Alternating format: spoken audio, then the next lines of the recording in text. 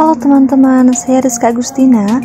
Kali ini saya akan membahas mata kuliah akuntansi manajemen dengan judul Lean Manufacturing Concept. Konsep Lean Manufacturing.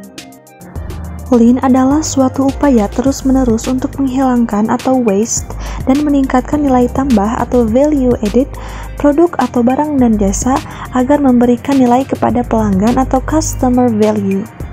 Epix Dictionary tahun 2005 mendefinisikan Lean sebagai suatu filosofi bisnis yang berlandaskan pada minimasi penggunaan sumber-sumber daya atau termasuk waktu dalam berbagai aktivitas perusahaan.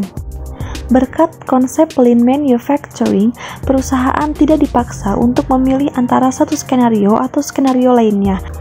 Lean memungkinkan untuk secara bersamaan mengoptimalkan kinerja operasional dan meningkatkan profitabilitas sehingga mereka dapat menjadi efisien dan hemat biaya.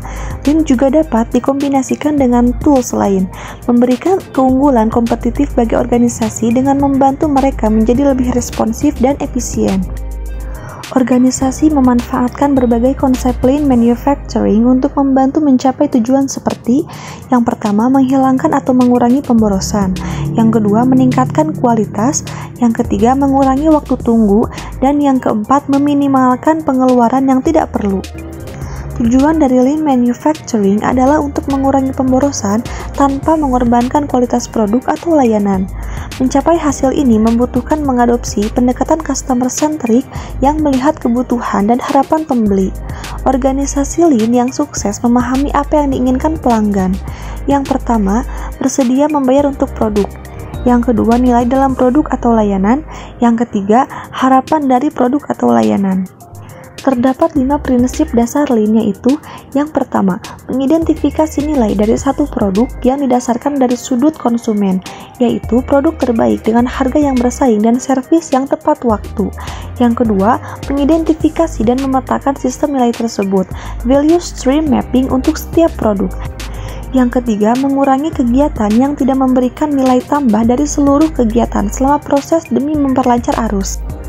Yang keempat, mengorganisasikan pesanan material, informasi, dan produk dalam suatu alur yang baik dan efisien selama proses menggunakan pull system. Dan yang kelima, memberikan variasi investigasi yang berkelanjutan dalam teknik dan alat demi menghasilkan perbaikan yang terbaik dan terus-menerus atau pursue the customer. Jenis-jenis waste. Pengertian untuk tiap waste itu sendiri memiliki arti yang berbeda-beda. Berikut ini adalah 7 jenis pemborosan yang tidak bernilai tambah menurut Fadilah tahun 2018. Yang pertama, defect atau cacat. Yang kedua, waiting atau menunggu. Yang ketiga, unnecessary inventory atau persediaan yang tidak perlu. Yang keempat, inappropriate processing atau proses yang tidak tepat. Yang kelima, unnecessary motion atau gerakan yang tidak perlu. Yang keenam, transportation atau transportasi. Dan yang ketujuh, overproduction atau kelebihan produksi. Beberapa contoh waste antara lain. Yang pertama, waktu tunggu yang tidak perlu di antara langkah-langkah produksi. Yang kedua, memproduksi pasokan yang melebihi permintaan pelanggan. Yang ketiga, tingkat persediaan barang dalam proses yang berlebihan. Yang keempat, logistik yang buruk. Yang kelima, kerja tidak efisien dan waktu idle. Yang keenam, cacat dan kualitas buruk. Yang ketujuh, kesulitan bagi pekerja untuk berpindah antar tugas. Dan yang kedelapan, pekerja yang kurang dimanfaatkan. Berikut adalah jenis-jenis aktivitas yang sering terjadi dalam proses produksi menurut Majori tahun 2017. Yang pertama, value adding activity, yaitu aktivitas yang menurut customer mampu memberikan nilai tambah pada suatu produk atau jasa. Yang kedua, non-value adding activity, yaitu merupakan aktivitas yang tidak memberikan nilai tambah pada suatu produk atau jasa di mata customer. Dan yang ketiga, necessary non-value adding activity, adalah aktivitas yang tidak memberikan nilai tambah pada produk atau jasa di mata customer, tetapi dibutuhkan pada prosedur atau sistem operasi yang ada.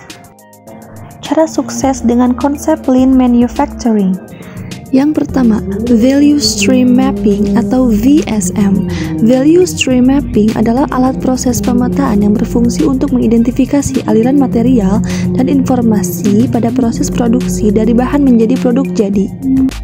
Yang kedua, Process Activity Mapping Alat ini sering digunakan oleh ahli teknik industri untuk memetakan keseluruhan aktivitas secara detail guna mengeliminasi waste.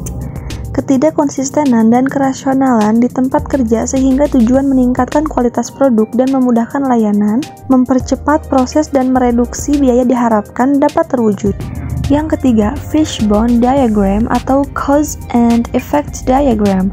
Diagram sebab akibat atau cause effect diagram adalah suatu diagram yang menunjukkan hubungan di antara sebab akibat.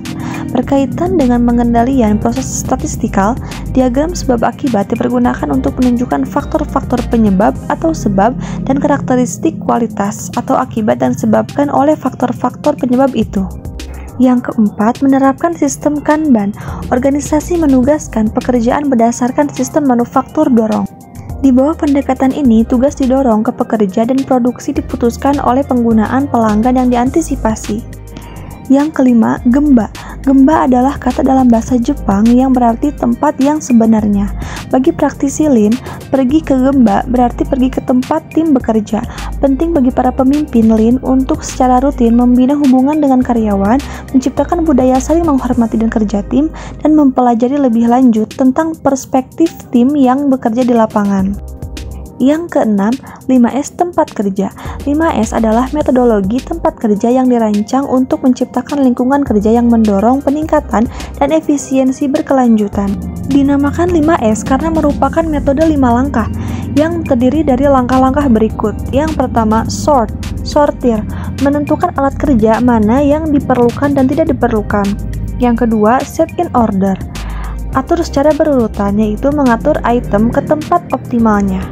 Yang ketiga, shine, bersinar, membersihkan, memeriksa, dan memelihara ruang kerja. Dan yang keempat, standardize, standarisasi, buat standar yang memastikan pengulangan dan konsistensi.